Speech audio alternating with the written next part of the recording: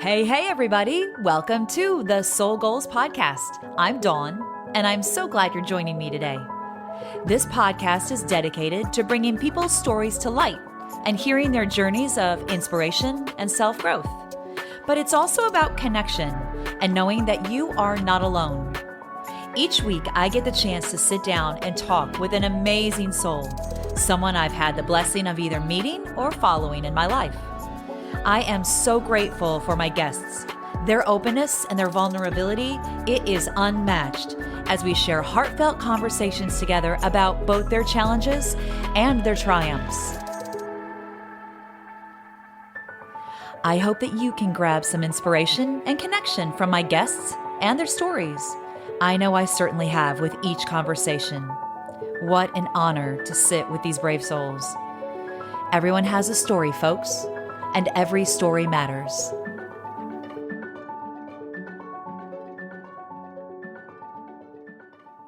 Hi, everybody. Welcome to another episode of the Soul Goals. Dawn here. So glad to have you joining us yet again for another awesome episode. This one has my good friend Rob Long from Cincinnati, Ohio. Many people may not know who Rob Long is, but I'm going to let him give all of that really awesome information about himself. And I want to say that I was actually talking to my daughter, and we were kind of brainstorming on some guests that we wanted to approach. And she was like, dude, ask Rob to be on it. I'm like, yes, that's amazing, because Rob has such a depth in specifically in volleyball, but more than that, he's a very passionate individual for his family, his faith, and everything that he puts his hands into. And I really believe that of all the people that I have on the show, he really epitomizes the idea of living your soul's goals, like our soul's goals, following what you are being guided to do, what you are being led to do, and really believing in that and trusting in it, no matter the ups and the downs that come along with it. So just before I let you kind of get started on your story, Rob, I'm going to let everybody know that Rob has his passion for aspiring athletes, specifically beach volleyball. And if you think about it, he's in Cincinnati, Ohio. Like, it's a landlocked state, right? And we'll get into that later on. But I mean, gosh, you started a beach volleyball situation in Cincinnati, Ohio many years ago. How the heck? What the hey? Yeah. I get that a lot. What? Um, but it didn't happen overnight again. And it wasn't something that just came into my mind. My life, as far as volleyball go, has been a story that my parents and my grandparents and everybody who have been a part of. My grandfather started a lot of volleyball programming at the YMCA's. Oh, wow. Actually, way back, in the 60s, 50s, Yeah. 40s. And all of his sons played at the YMCA volleyball, including my dad. So they all had a passion for it, even though that there was no men's volleyball right and then, and Well, yeah, like even now, not the much. growth of it is coming along, but Yeah, like in yeah. the And 60s, everybody took every ball overhanded, and it was just a different vibe completely.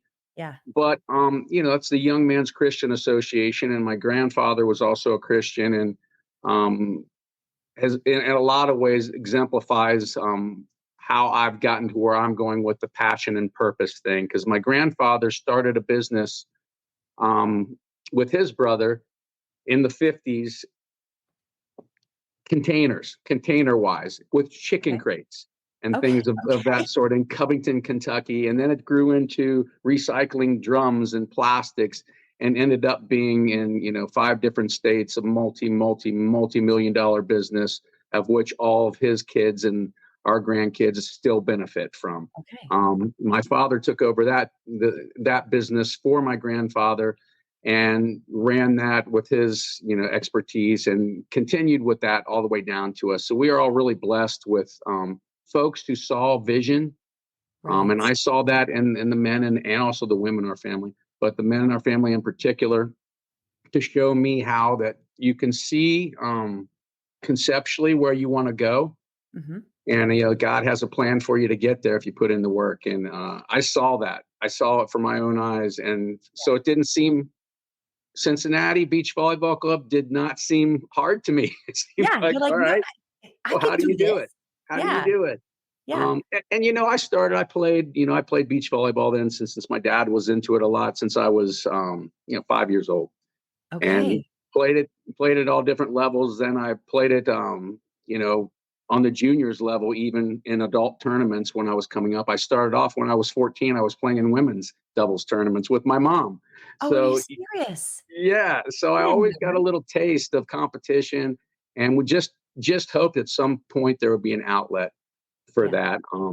At that point, it really wasn't as I graduated from high school, the opportunity so much in the beach area. So I went and played football at the University of Cincinnati for a couple of years. Yeah. What Um, was your position, by the way? I was a wide receiver. I Okay. was fast and I could jump pretty high and quick, but I was certainly small, and Yeah. got beat up a lot. So after a few years there, I decided to go to Ball State University and Okay. play indoor volleyball. Okay. And did that for a couple years, and then post that, I went out to the West Coast to train to be a beach volleyball professional.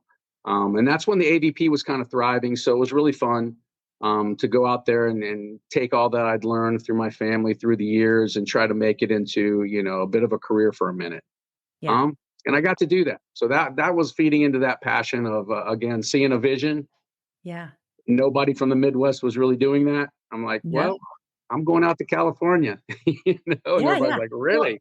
I want to Yeah. back you up for a second because Yeah. I just want to address the fact that you played collegiate football, decided after 2 years, I'm going to make a switch, and then played collegiate volleyball. I mean, like Yes. that Yeah. to me right there, it has a lot of formidable spirit to it. It's like that drive that you're talking about with your family, and that, hey, you can do it. Like we just make it work. We just figure it out. We jump in and we figure it out. And I Yep. also want to say, you were just given the title of, I'm going to read it, VP of Strategic Partnerships and Volleyball Programming for this amazing organization called P1440 that Olympian Carrie Walsh began. How many years ago was that? It's been a minute. 2018. Okay. So it's still fairly new, but in my eyes, we've been involved in it. We've played many of their tournaments and been involved in many of their organizational components. You have been a big part of that along that way too. But anyway, we can jump back to that in a minute. Sure. Again, going back to that whole formidable situation that you learned from a very young age in your DNA, if you will, that nothing is not doable. That's a total double negative, but I think you get what I'm saying. I do, and and my sisters make fun of me, and other people do too, because they'll say, even here at my house, I'll go, okay, I'm going to put on a deck and a jacuzzi and a pool, and they're like, "You've never done that before. What are you talking about?" Um, and I go, "Well, I can do it, and I'll go for it." And let me tell you, Don, failure is my middle name in a lot of those areas, but I'm not afraid of it, Yeah. because of what I've seen from my grandfather and my dad. And they encouraged me to go live my dream. I never thought that it was out of the realm of possibility Yeah. to actually go after it. Now, yeah, I've failed. I've failed big. And just Yeah. ask my wife about some of my DIY projects. And if you have a close look at them, they look DIY. But from a distance, it looks pretty good. I'm Sure, like, sure, yeah, I feel pretty good about that. sure. But my sisters would always make fun of me. Is there anything you think you can't do? Um, and I'm always a ready, fire, aim guy. It's just Yeah. always the way I've been. I'll fire and then I'll refire, but I'm gonna shoot 10 times and I'll hit the target once. Yeah. I'll miss it 8 times, but I'll Yeah. hit it once. And I really believe that God honors that. The honors the desire to try to find the passion and purpose that He has for you. And when you do hit the bullseye, I think He honors that by blessing it. So Yes. that's just kind of the way I've lived my life, a bit by the seat of my pants. Yeah. But in some ways, it's really given me opportunities. Probably if I would have been more settled and conservative, I probably wouldn't have gotten. Oh, for sure, for sure. If you had been afraid of failure, you wouldn't have gone for it because I No. think there's so many. I mean, both of my kids are athletes, and I know a large amount of your family are, besides just yourself, are also athletes too. Yes. And you lose games, you lose competitions, and Yes, you in do. that failing, you learn so much vital information about how to operate, what to do, how to express, what your perspective is. And it's hard to lose, right? But It it's is. valuable to lose as well. It's amazingly valuable. I've learned more, way more, and most people will say, if they're honest, you learn so much more from your losses and your shortcomings and your failures, because that kind of identifies your path and Yeah. what you're good at, right? Right. You're not. I'm not a great administrator, and everybody that knows me knows that. So they know that I need support in that area. I'm pretty creative, and I'm a hard worker. I'm not the most book intelligent guy in the world either. So I got to surround myself. But early on, I thought I could do it. I could do this, that, and the other. Um, and I think God helps you find that purpose through failure. And if Yes. you go through the failure and you don't learn it, then you're getting outside of your plan, God's plan, and you're probably going to be stuck, in Right. some sort of way. So for me, and I was there. I got there multiple times where, oh my gosh, I thought I was supposed to do this and I'm not doing it. It hasn't been all, volleyball is tough. Yeah. I don't. It's hard to make a living as a volleyball coach. It's hard to Right. make living as a volleyball director. They're bivocational, very, very, very much. So for a Right. good part of my life, I had to do, most of my life actually. I worked, full-time jobs and Mhm. pursued my passion projects outside of that Yeah. until it was made a reality for me that I could actually go into it and do it full time. And honestly, that's probably been the biggest challenge for me, that financially, I have 6 kids. Right. I have a home, and, it means a lot to me to take care of them as a provider. Right. And if I can't do that, then I feel like I've totally failed, my Mhm. missional purpose. So, it was really hard to find the time.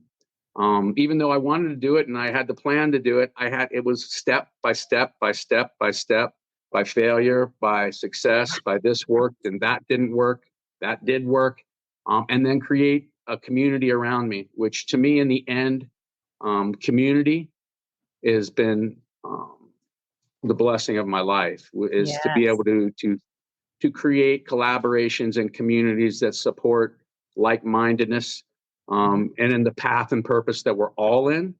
I don't want to do it by myself.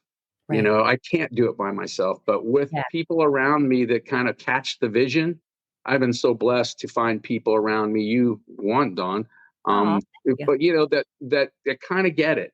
Mhm. And when you get a community of people who get it, it really is there. There's no limit. There's no Yeah, there's there's no strength in your ceiling. numbers.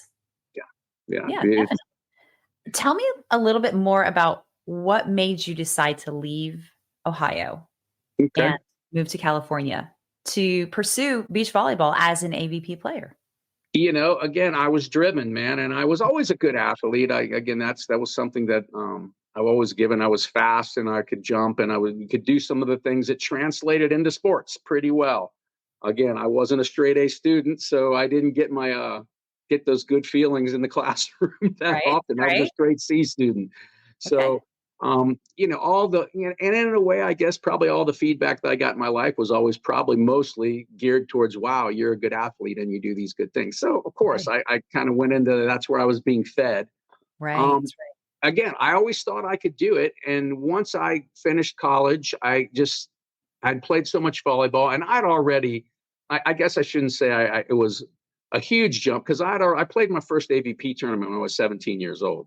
okay. So Yeah, young, yeah. yeah, so in Chicago, and I'd won at that age. I was winning opens around the Midwest, Okay. and that was because I started at 5 and was Yeah, playing. So I absolutely, before I even could get on the court and like hit a down ball because the ball's 8 feet high, I knew exactly how to do it. I didn't yeah. have to be taught. When I actually could jump and do it, everybody was like, "How did you do that in the first week?" I'm like, "I've seen it a million times. Yeah, I've played it in my you've just been engrossed with it, like, it's I've been a big played it part over of and over in my you. Mhm. mind, and I've heard it critiqued, and and I think that plays into why I'm pretty good at breaking things down nowadays, is I've seen it a billion times. I guess if you see things a billion times and you don't understand it, then something's wrong, Yeah, right? yeah.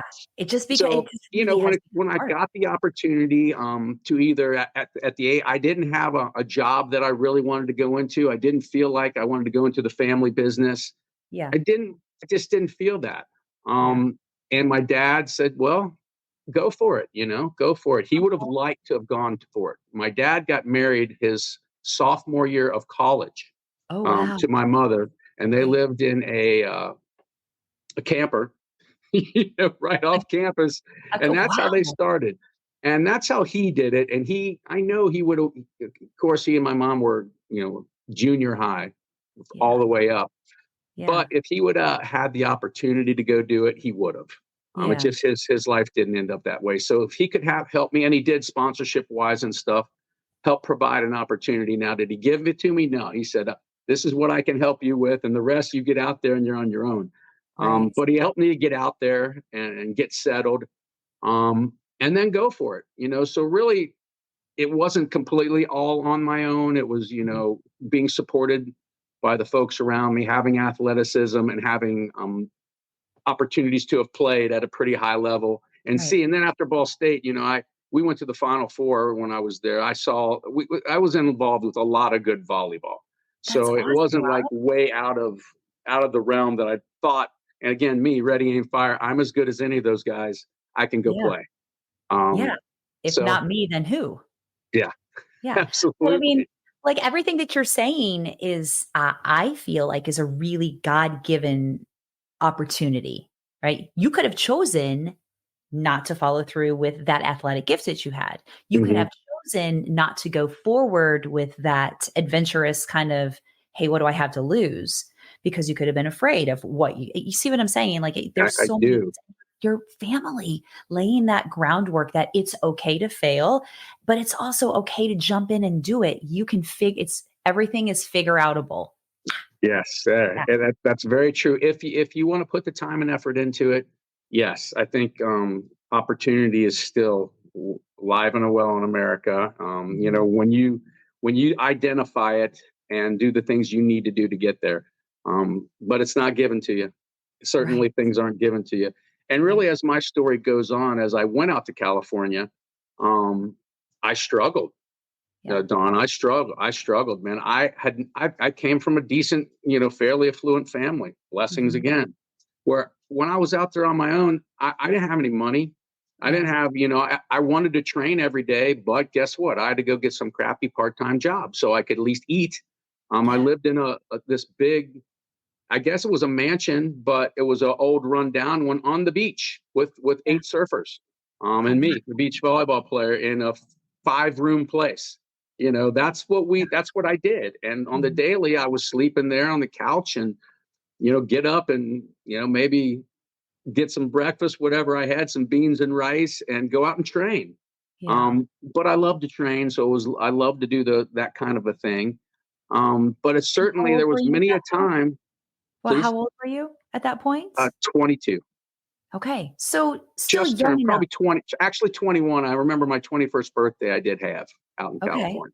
Yeah. So still young enough to be like, I almost want to say like young enough. Adventurous, a little bit Yeah. of an Yeah. adventure.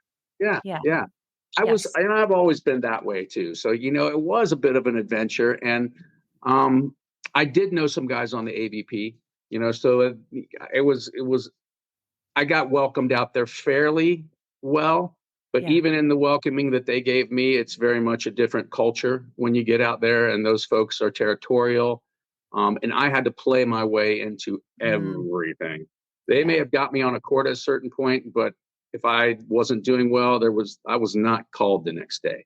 Yeah. So it was all of that. And again, like I'm used to living at my house. I lived at college and I came and lived at my house. I never lived anywhere else other than college apartments in my home.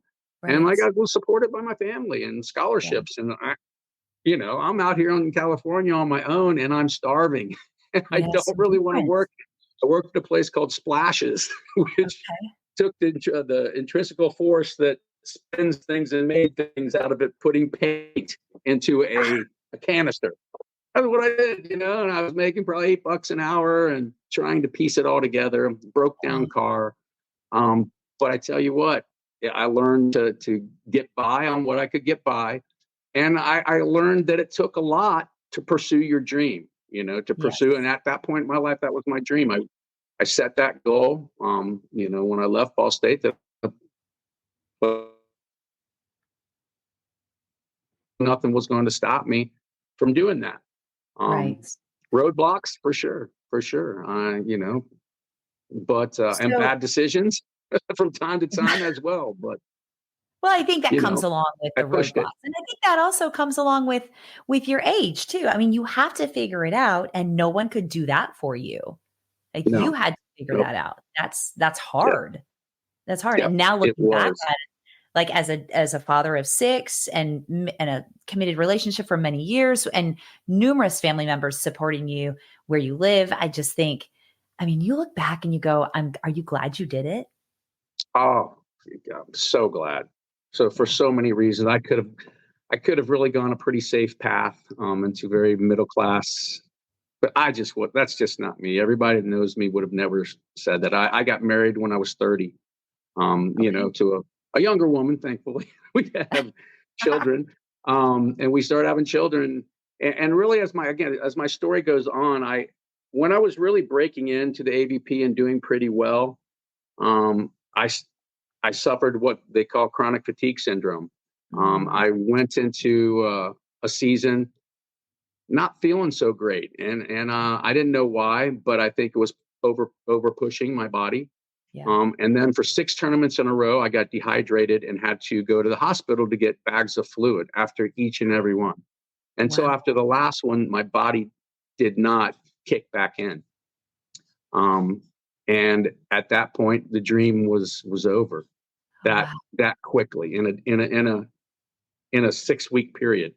And that was That's when I was when 26. That was when I wow. was 26 after I'd been having success, and I really was on the precipice of really getting to, the more of the mid to top level of the AVP. I contracted that, and Yeah. that disease specifically is chronic, and there's not really a cure for it, and it's Mhm. manageable. And I spent a year and a half almost bedridden. Oh, wow. Where Mm, here I am, go getter. Here I am yeah. pursuing and doing these things, being adventurous and very physical with everything Mm, I've done, and that's where my feedback for who I am was coming from, yeah, taken your away identity. Mhm. right there. It was, Yeah. and I think God showed me that and did that for me to put me in a different stratosphere of understanding what life's all about. Right. Because again, at that age, you've heard a lot of me in this conversation so far, haven't you? It's all this Well, about you. We wanna hear about you. but that's what people heard back then probably too, because I'm playing multiple sports. I'm going to Um, California. I'm going to make the AV. yeah. Yeah, I was a Christian, so to speak, but was I living it? Not necessarily. And it was very much ready, aim, fire in the direction that I wanted to go. Mm, Um, and I think I needed to learn that there was more to life than that, and those things and my goals. And I yes. wasn't learning that, having success and doing some things that I hadn't had a big slap in the face. I had not. And I'm hard headed, so it's not a slap. It's usually like a 2 by 4 has to hit me multiple times before I say, okay, I can't do that or I did that wrong. Yeah, yeah, Um, so God took me out of it, yeah. took me out of it. I came home, and was in bed at my parents' house for a year and a half, Wow. and couldn't really walk down the street without getting dizzy and anxious and lightheaded and Mhm. things of that sort because my body kept repeating dehydration and all these things. It got into a set pattern, and I Mhm. couldn't get out of it. Wow. So that at that point is when I think I will say some people would say that's when your life kind of I don't want to say stopped, but for me that's when my life really started. Okay. Because at that point I had to reconnect with God and say everything that I thought I was supposed to be and wanted to be on a worldly kind of basis. Mhm, mhm. Now, you're going to have to find it another way. You're going to have to find how to connect and give to people with what you Yeah, have because it's not your physicality anymore. It's not your ready, fire, aim personality anymore. It's how can I work with people with what I have around me and collaborate to make something special. yeah. Man, at Um, 26, and 26, that's what I 27. did. Yeah. How incredibly difficult was that for you? Awful. Yeah. For Yeah. me, it was, I mean, I have to tell you, Donna, I don't want to say suicidal because I certainly wasn't that, Mhm. but doubting everything.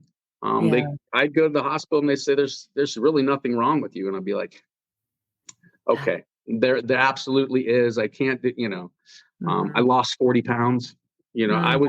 I was not the same person at 27 that I was at 26 in any way, shape, or form, physically, mentally, emotionally, spiritually. What do you Yeah. do with that? I got to 26 doing what I did at 26. Now I've got to go in another direction. Yeah. And that was, again, it's the best thing that ever happened to me.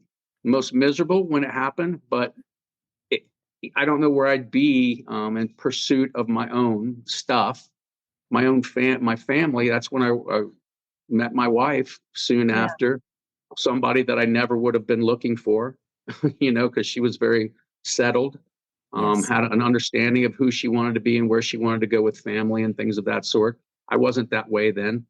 Um, and it just happened. Everything started to turn in a direction that was totally different than the direction that I thought I wanted until the year and a half in bed. Um, and it ended up being exactly What where you I need. was supposed to go. Yeah. Yes, Gosh, that's absolutely. incredible. And long story short from there, I got into the volleyball thing, started working a little bit for my family company Mhm. while I could pursue the volleyball and the coaching and things of that sort, and slowly just continued to piecemeal all of that together until and that's a long time. From 30 to 40, I did that. By the time I was 40, I was able to be a volleyball guy, and Yeah. not until then. So, and before in my 20s, I was just the beach volleyball guy, Right? working a Right? so-so job. So, Right. pretty much polar opposite on where I went with that. Got married at 30 and had children immediately. Yeah. And all that became just, way more fulfilling than anything that I'd ever done or thought I could do or wanted to do Mhm. until, Mhm. a lot of the worldly stuff was kind of stripped away, and kind of my own ego and my own desires of where I wanted to go, God got to actually speak into because I allowed him more. Not Right. that I was a That bad person, it's but almost I like a allowed him shedding. fully. Right, right, exactly. It's like a shedding of that ego. You talk about the ego. It's like, but it's you're forced to shed that. And I Yeah, think it's interesting because that happened to you at I consider 26 a pretty young age. That's a you're still figuring yourself out. You still yeah, have the world at your fingertips. You're still like your spirit is just like, hey, let's go. I've got nothing to lose sure. for the most part, right? And to have your world turn on a dime like that, there's a lot of self-doubt, like you said, a lot of questioning, a lot of really, who am I and what is Mm, this identity yes, that I am? yes. I'm not Rob the beach volleyball player, Rob the athlete. I am Rob the person. I am Rob Hmm. the being that Yeah, has so many different pieces to me that can be potential for giving back to the community. And that I think it's interesting because I think it takes a lot of those experiences for us personally to really understand how to truly give of ourselves. And I think that's what our athletes get from you now, which I love. So now thank you for sharing that story because I was not aware of that. So that yeah, is yeah. a real piece of understanding for me to see exactly why it is that where that passion really comes from and where it was born out of, if you will. Right. Yeah, and it is now the passion that I was putting into myself, and just for my own stuff. Which when we're young, we kind of do that and we learn. But I really did need a real stop. Um, Yeah. a hard stop to reconfigure my life, and I'm blessed enough to have people praying for me that I would figure it out. And then people that surrounded me that it helped me figure it out. And in the end, God's given me back everything tenfold. I'm back to being, shortly after, I kind of figured out how to manage the chronic fatigue, and some doctors helped me with my adrenals and different things. And I was able to play open level to professional beach volleyball level around the country, not AVP level Yeah. qualifiers and stuff until I was 50 years old. Okay. Um, So you and were able to get back into it a little bit. oh So yeah, there became a much different focus in your game yes, at that point. yeah. Yep. And then it was about relationships. It was about Yeah. relationships with people I played with. And then it was speaking into other players. And then it was speaking into juniors when that became a thing in 2012. Yeah. Um, so it really got back to being, okay, how can I form communities? And, I've done it in my professional life too, because in that 10 years between 30 and 40, I opened a restaurant Mhm. and then opened a restaurant chain, developed it myself. And it was all about forming a community of employees and a community atmosphere, kind of a Panera-ish Yeah. cafe style place where the community would come and have a little something to eat and have conversations. And we had church groups in, we had football and baseball, but we had all that. And we had book clubs. It just was like a meeting place for community, which is where I really, in the end, have found my calling. Um, Yes. and it just so happens that volleyball is my vehicle. That there's something, again, like I said, you get a million touches of something. Hopefully, you're fairly good at it. So I understand that world, the beach volley and the volleyball world in general, and how to pursue that in a technical level. But really, I wouldn't do that if I couldn't build a community around it. It would not have any fulfillment for me. People ask, "Hey, Rob, how many national championships have your kids won and since 2012?" And I'm like, 40, 50. And they're like, "What?" I'm like, Yeah. I don't know. Yeah. In that area. And where are they all from? All over the place. It's irrelevant to me, that finish line. I love it for my people if that's their goal, but for me, it's all about the relationship and the community. Mhm. Um, and I get way more out of that than I do the actual award at the end of the day. I get more out of helping somebody find their passion, their goal, their purpose, and build them into a community of support than I do anything else that I do. Yeah. Um, so I get to do now I get to do um, talk, like you said, what my soul was made for. I Right. can't think of anything else that I would rather do than what I am doing, and what a blessing that is. People have poured into me now.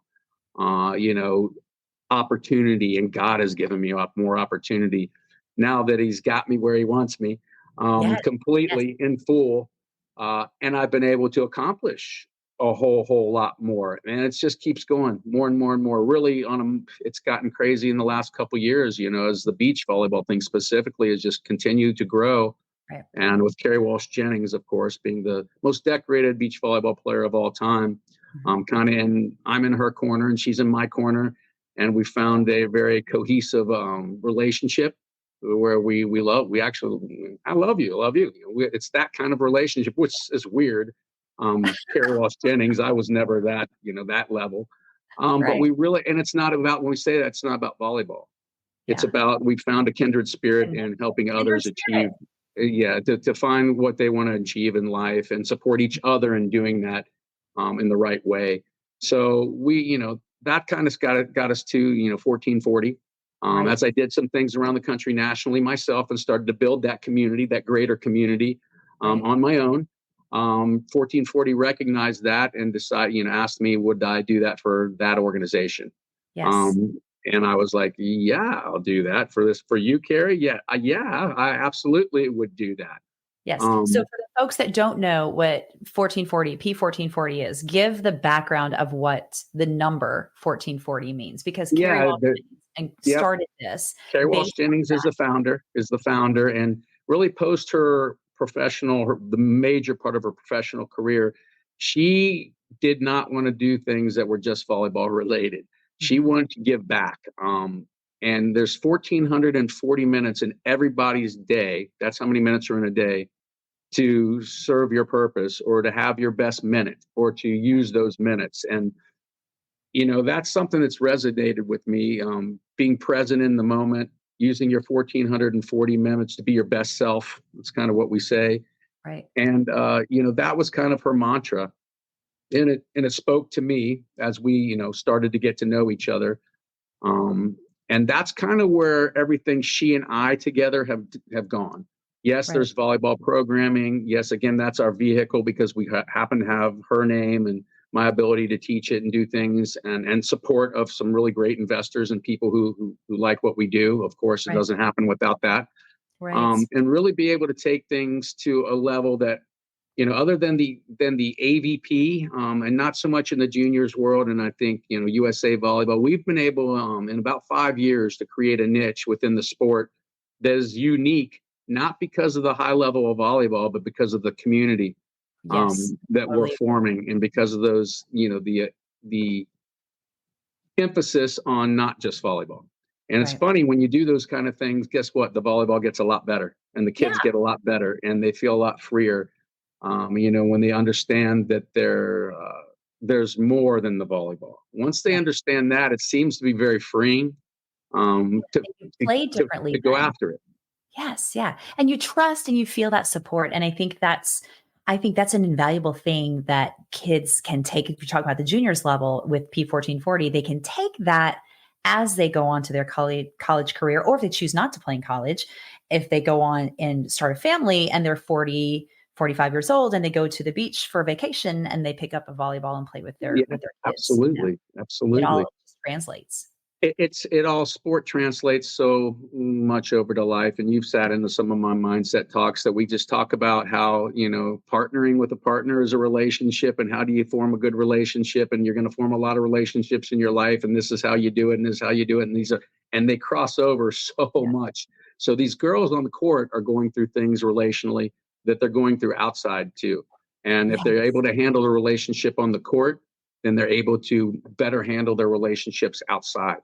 Yeah. And what it takes to be a good partner off the court, and support and all those kind of things. It's just, I think it translates so well. Mhm. Um, there's not another sport that I know of specifically that you just work with a partner, Mhm. maybe rowing or some of those kind of things, but beach volleyball is unique in the doubles formatting that you are only as good as the person next to you, Yeah. period. Yeah.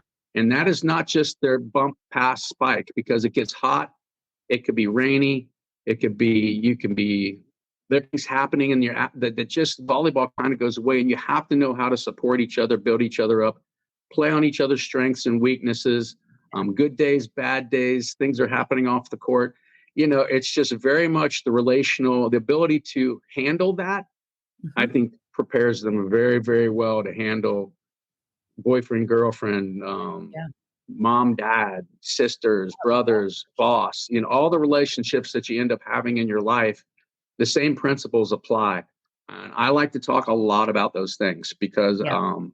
again, this is what volleyball, maybe you're doing that for now, and maybe you're going to do it in college. A lot of our elite kids that we work with are very blessed and talented as well, and they get to really cool places and do cool things. But in the end, they're going to have a whole life of Mhm. relationships and trying to form community around those relationships. That's Yes. that's end game for me, and that's success. Yeah. I think it's interesting too, because when we air this, it's going to be shortly after the Olympics have wrapped up. And so America is seeing beach volleyball and seeing the two people have to work together, and have seen some pretty intense matches and some Yeah. some challenges for the teams to have to overcome, whether it be in the score or whether it be a mentality or whatever it is. I think it's interesting too. And I love that you're introducing that mindset kind of situation for teenagers, because it's not something that they would think about doing. And with that information, it's going to make them go just a little bit deeper when they're in a place of struggle on the court, when they're like, Or I'm off the court, really right? upset that we're not doing well. And then how do you handle the relationships off the court? It's Right. such a When they're mirror not going well. Yep. There's when they're there's not. such a cohesiveness to the two that it's the same skills. Yeah. It really is. Yeah. And I've noticed that Kelly Chang and Sarah Hughes, they have they've gotten a new thing where they hold hands, right, when they go across the court with each other or to a timeout, because holding hands, if you're holding hands for somebody, it's hard not to be connected. Right. And they had problems in the past kind of being disconnected Yeah. at times and going to their own corner. And they've figured out ways to solve that. And that's something that they'll probably carry into their lives. I need to make eye contact with this person when I'm feeling disconnected. There's Mhm. just ways I think we learn to overcome things in sport and deal with things that so much shows who we are as people and how we can relate and do those things off the court, as well as tools to have great life experiences and really good, strong relationships. So I love that stuff. I learn more about that than I do. Volleyball is a pretty, it is what it is. Oh, I There's love not, it. Yeah. there's not a lot of, we're not creating the wheel. We're not rewriting books when it comes to beach volleyball. It's definitely there's more things, but Yeah. there's still a basic principle, and it doesn't take an Einstein to figure those things out. But the players that become great and the people who become great and good people in life and relationships are the ones that figure all the extracurricular things out, which is mental, emotional, spiritual, all the things. I don't know too many people that are doing a great job at work when their marriage is about to fall apart. Right. Or, it's just all, and it's the same thing on the court. I don't know if you're thinking about something that's happening somewhere else and you're not locked in, you're probably not going to be successful. So Yes. all those things they're so intertwined, and we like to compartmentalize them sometimes. Yeah. And then put all of our value into those things. And that's the other thing, Dawn, that I would say is a big deal to me, is that kids don't put all their value into this club sport thing. Right. It's taken over our society for the good or the bad. It's out of the box. I don't know if it's ever going to go back in. Yeah. But playing one sport at a high level over and over and over and over again, and that's where you're getting your affirmation. That's where you're getting most of your critique. That's where you're getting so many things that are creating who you are, that it becomes your identity. Yeah. And I'm fighting really hard against that. I don't want that to be the identity of anybody that I coach. Right. There's that song, and I think I've played it before. You don't have to be somebody, because I'm already somebody to you. And it's talking about, I'm already somebody to you, God. So I don't need to be somebody. I know who I am and all these other facets of my life. Now I'm free. Now I can go for it because I'm already somebody to you. So free. That's kind of my message. Yeah. And I think absolutely. it's really hard for teenagers to not get that fear of missing out, fear of, and parents too can be that way. Yeah. I mean, I have friends that have struggled with that with their kids, and the balance between the two. And just knowing that I really think it's a very valuable information. You are not your sport. You are you are you, and what you bring as a person. Sport is just another thought bubble, if you will. Yeah. Another facet of your life that's probably temporary in some ways, I mean, like you had that, your experience was very, I mean, it was 5 or 6 years long, but it was very temporary. When it came to a stop, it was like, whoa. Yeah. Yep. And I pray that people don't have to go through those big moments to really find it. And I wish I could have found that early on, because I had so many more opportunities as I was coming up from, through high school, through college, to probably be something different than I was. But I was very concentrated and focused on my own goals, and which is not bad. Athletes, some competitive, are focused on that, but there certainly is. There was never going to be a volleyball tournament that I could win that would have given me true feeling of fulfillment. There isn't. I won some big ones, won the $10,000 tournament. Great. Okay. Guess what? It was next tournament. And if I lost there, I was back to not feeling good about it. I mean, that roller coaster. And it's just a roller coaster ride, and you don't want to live that way. And that's unfortunately where a lot of people are. It's on your accomplishments, whether that's at your job, whether that's, I know people that are addicted to community service, and that's where they get all that, what you think would be a great thing, but they're getting everything, all their feedback from that, and all they're now, if I'm not doing those things, I have no value. That's when it goes really back again. To me, the Christian, all goes back to Christ for me in the end. I don't know, that's too much for this podcast, but that's just really where it all goes back to me, and finding a foundation that's greater than the daily to daily, and a goal that's greater than myself and my own things, and a finish line that's way shinier. And that to me is what I hope that I can give back to my athletes. And of course, we don't always talk in Christian language, but you don't have to. Right. Um, there's many ways to model it and to share, and then be there for questions as people make their own decisions about, their religion or their next move. I always want to be there to support any of it. I always tell my kids, if tomorrow you decided you wanted to be a hot dog eater contest person, bring the buns over the house and let's get at it. I don't care that much about the volleyball part of it. And let's figure out how we get these buns in your mouth. Yeah. It doesn't matter to me. It really doesn't matter to me which direction we go. Once I have a relationship with somebody and they've given me the opportunity to speak into their lives, there's no greater joy, and there's no more that wakes me up every day. Yeah. I know you said you hope that people could get to that point sooner and not along the same lines that you did by having to go Yeah. through the situation, health related, that you did. Is that something you would change if you could change one thing in your life? Would you alter that for you? That's so hard to say, Dawn, because I think all that made me, all those pursuing all those things that didn't get me to the end line. I guess millionaires are, other than military people, have the highest suicide rate, which is sad because they've got that you keep climbing the mountain, you get to these things until you realize it's not what it is. Yeah. And I kept doing it. I kept Yeah. climbing. And I think I personally needed to fall, Okay. but if I could take that back, absolutely. I would go for all the opportunities that I would have had to be the person that I wanted to be and who God wanted to be at a much earlier age. I'd have been down the road much further and able to be more impactful. But that was my journey. That was what God had for me. And what it took me to get me to purposeful living and living, Sure. my soul purpose. Yeah. That's what it took for me, and everybody's path is different. My wife is much different than me. She's settled, and everything with her has always been kind of.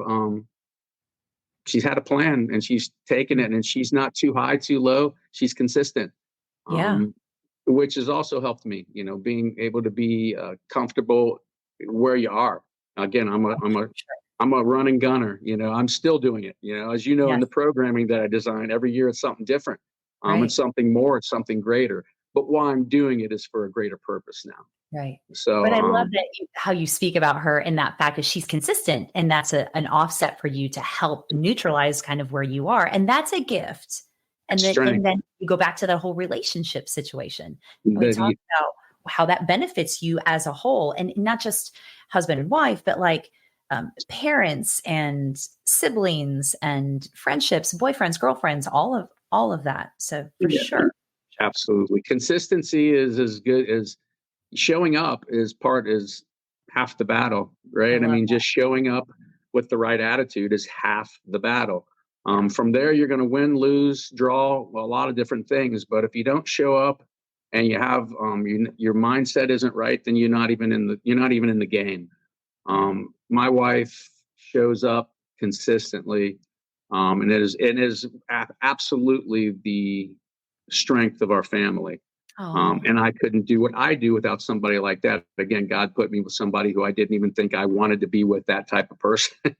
right. At a time when I was searching, when I was sick and doing things and trying to get back on my feet, at a time when I would have been acceptive of a person like that and see how that is strong. I probably would have looked on that as, hey, settled people, what are you doing? That's And it turned boring. Yeah. out to be It's it's harder to be that sometimes. It's that strong person, that backbone. Consistent is really hard to be. Often Mhm. consistent people win the race, right? It's just like the Right. turtle and the hare. Who won? Right. Hare never won that race. you Right. know, consistency, showing up and doing what you're supposed to do within your purpose, whether Yes. it's flashy or not, wins. I heard, did you watch the Olympics with the male gymnast that came out to do the pommel horse? Stephen. Yes, Okay. yes, that So was awesome. I loved that. And he talked with a reporter about his goal. I think this was in the individuals. His goal was to be consistent. He came in and said, I just need to be consistent. That's my goal because I've trained in other capacities to win and I've failed. But went in with a different mindset about being consistent. And that was my goal. And I was going to be happy with it no matter what, because I knew that was what I was working towards. And that was my guide. That was where I was. Look That's what happened. yeah. There's a lot of wisdom to that, right? And it just takes us. We're not born with those things. I don't think any of us are born with that type of mindset. I think, especially in this world, social media and everything wants to put a picture out there that you don't really want to show. That you don't really want to go that deep, into who you actually are. You want to put something out there that you're not. And when you can find that consistent purpose and lock into it and show up and do those things, I think people become great, and I love that. I love that. And it can be in so many different aspects, it's not just sport. Absolutely. It's all aspects of life, For sure. What can you tell me has been one of the most fulfilling things for you in your life thus far? If you had to say, I mean, there's probably, as I'm listening to you talk, there's a handful of them that I could probably pick out for you, but what would you Well, say? the low hanging fruit for me are my 6 children, Oh, and the household that my wife has helped me create here for them. yes. Again, community is everything to me, and it starts with my own community, my own Right. family, and the Right. greater community of my mom and my dad and our cousins. We're all very close. It takes a village, and we have a village, and we've all had to make sacrifices in where we live and what we do to create it. Yeah. So for me, that is the most. That's the greatest thing in my life, no doubt about that. Mhm. But on a professional level, probably being able to do what I'm doing at 1440 now. Yeah. It's been elevated, and it's been, like I said, from the time I was 30 years old. This has been a work in progress as it keeps ramping up and ramping up and ramping up. And beach volleyball is getting to a really the highest point it's ever been at, and the Yes. opportunities. When we started this thing in 2012 is when they announced it was going to be an emerging college sport. Before 2012, there was no I wasn't going to be a juniors coach. I wasn't coaching juniors. There was no reason for any of us to do that because there were no Right. clubs and there was no high school and there was no college and no Right. USAA. And there's no programming. Why would you do it? It would have been just going to have backyard fun at the beach playing volleyball. Right. When they announced that in 2012, I got to work. I loved it. I loved hearing it, and got to work and starting to work with youth and all those kind of things. And that's all down to this where we're at now with Right. P1440, where I have a lot of wisdom behind it and people behind me to support me and finances and things to help grow my vision, Mhm. and people to speak their vision into it and make it even better. Yeah. um, has been probably it's like it is definitely my soul work. Yes. And I it would just continues to get more and more and more on the daily. Now I got to stay within my box, which the Lord's been working with me my whole life on that ready, fire, aim, because I want to go to the next and the next and the next and the next, Yeah. absolutely on a daily basis. So I have to stay Yeah. very grounded with, Yeah. again, my family and the things that I do, and control what I do, not work myself into an early grave. Right. Trying to reach again. We're trying to push again things further than it's in my capacity to do. So Yeah. that's actually still my biggest battle all the time is don't Just do like too pulling much. back and Yeah, I being do. able to. I have to pull back. I have to pull back and say, okay, you're going in too many different directions, even if they're good directions. Yeah. Yeah. And stay focused. Stay focused. That's my prayer life right there. Is Stay Lord, focused. put me where you want me to be and give me the opportunities to do the things you want me to do, not Right. necessarily the things that I want to do. Because Right. I lead my own stuff pretty well, unless I Well, I listen. think we all do though, Rob. I really do. I think that's just the worldly kind of innate ego of all of us. It's really hard to just take all of that. You talk about compartmentalizing earlier, taking that whole idea, because that's never going to be something that we don't have in No, our capacity to have to deal with. but being able to put that over here and really, truly, honestly going deep internally and saying, okay, your opportunities, put me where I need to work for you. Put me where I need to do the best for my community, for my family, for the Yeah. relationships I have.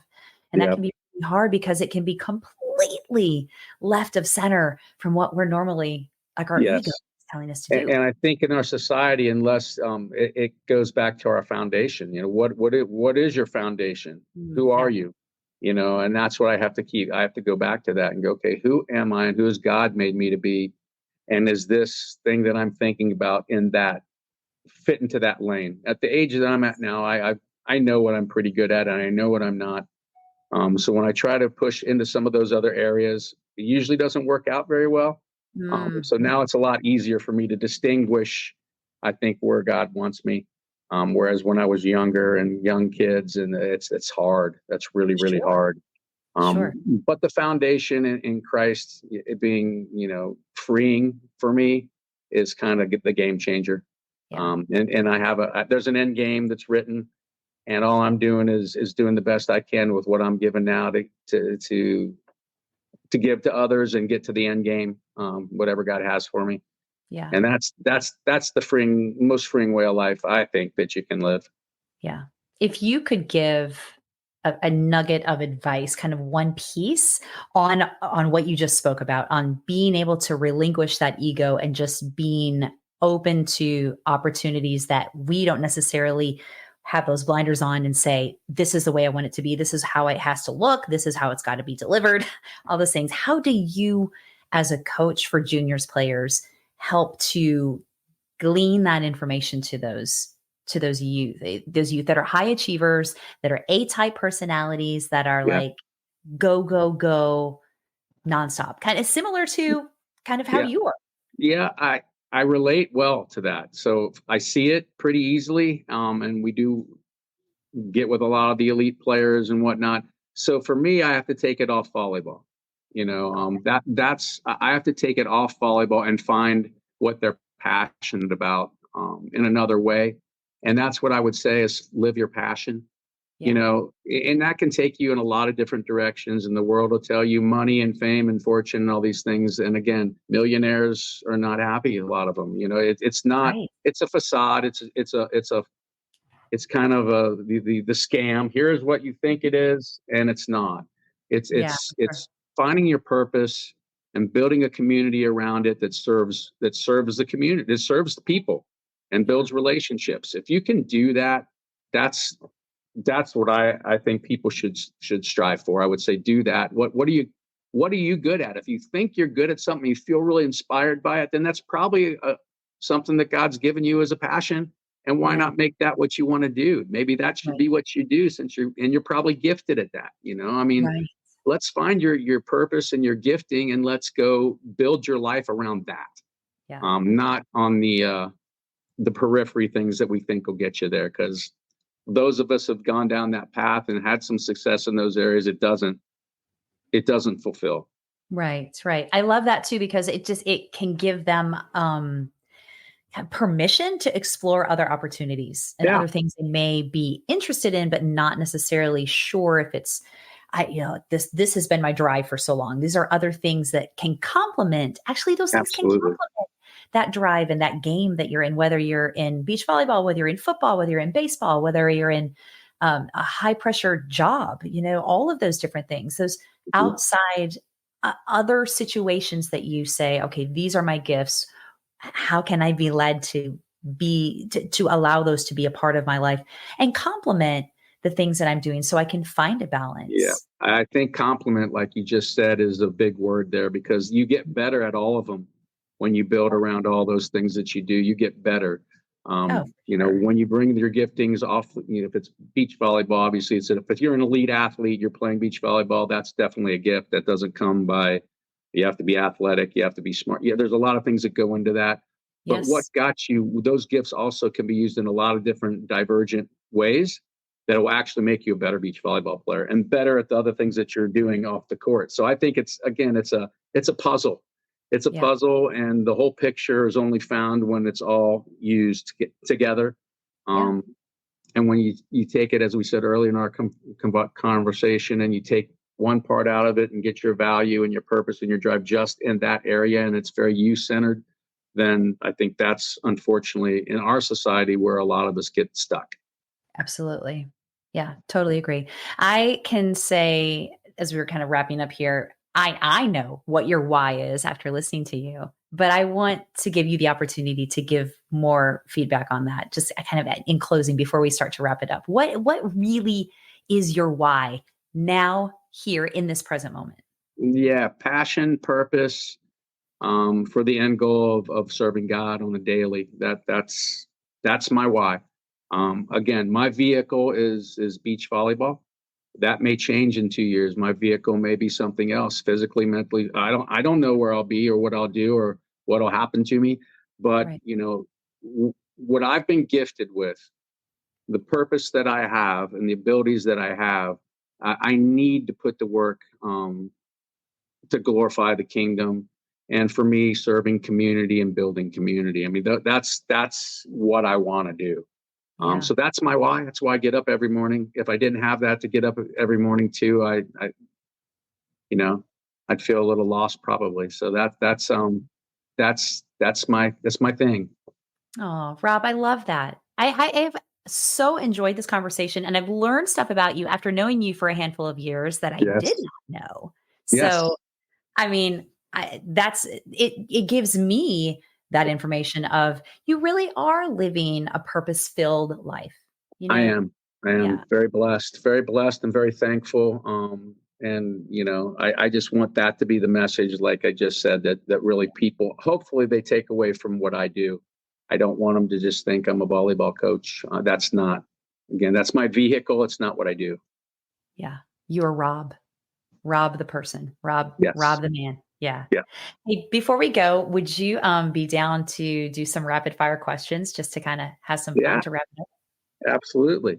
Go Okay. for So it. these are always good. They're always kind of just showing a whole other side of your personality, which I think is going to be interesting. And I will warn you that my rapid fire questions are usually not like this fast. They're usually Okay. like I'm pretty in. involved, but we'll go for it. Okay.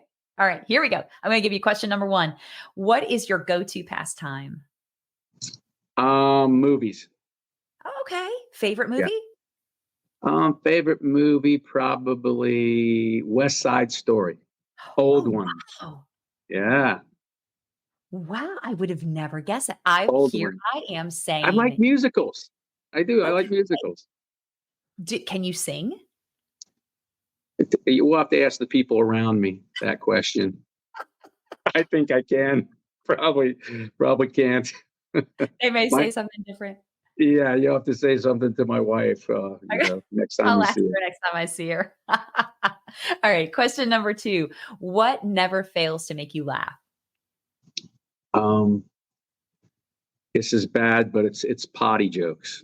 Oh, no. Potty jokes are they just do. And my kids and everybody, rock, dad, but they just do simple jokes like that, potty jokes. Poo poo, pee pee, I don't know. People that know me know that for the most part, All but right. always makes me laugh. It's That's my perfect. go-to. Okay. Question number three. Do you have a bucket list? I gosh, I don't. I don't have a specific bucket list because I feel like I'm living my purpose, my dream. I don't even think about retirement. That seems like a kind of something I don't think about. This is what I want to be doing. Um, and every day I get up wanting to do it right now. So I don't really have a long-term bucket list. I've traveled a lot Yeah. already.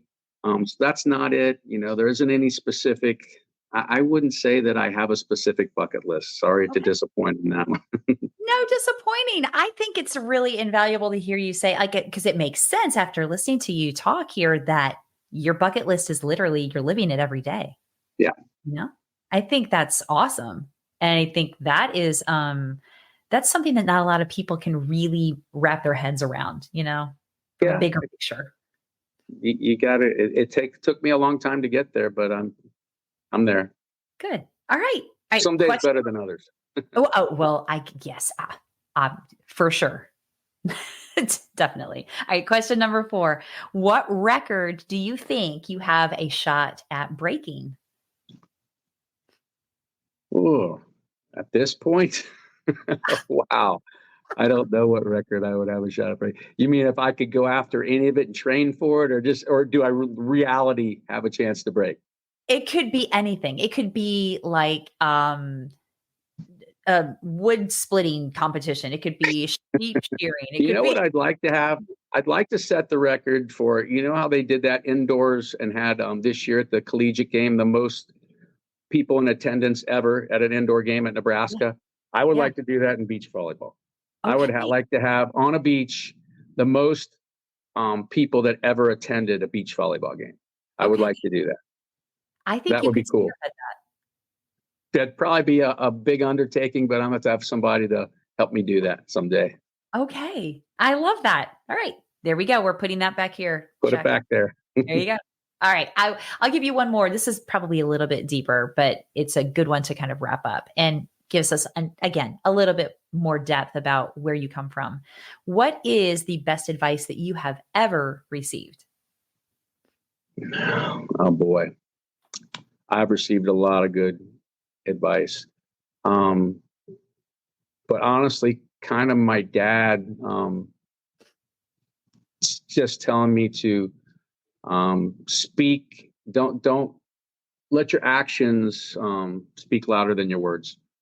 You know, Yeah. and in the humility of that. Oh, That's what he always has really preached and really lived for me. So that's kind of that's what I probably would say. yeah. Living with humility. It sounds like you're bred in that vein, if you will, through your Yeah, family. and let your actions speak for you. You don't have to talk about it. You know, you don't have to do that. Just what you do and who you are, be your voice. I love that. Be your voice. Yeah. Let your actions be your voice. I Yeah, love it, Rob. Yay, Rob. This has been so delightful. that's I have great. enjoyed this. I'm thank you for having me. I really appreciate being able to get to talk about other things than just volleyball sometimes. Right? And now that you know me a little more, you're probably gonna go, oh gosh, this guy's really out there somewhere. But No, I'm not. No, but I will say, I'll your go-to pastime. I will make some West Side Story references you're probably next time I see you. good, good.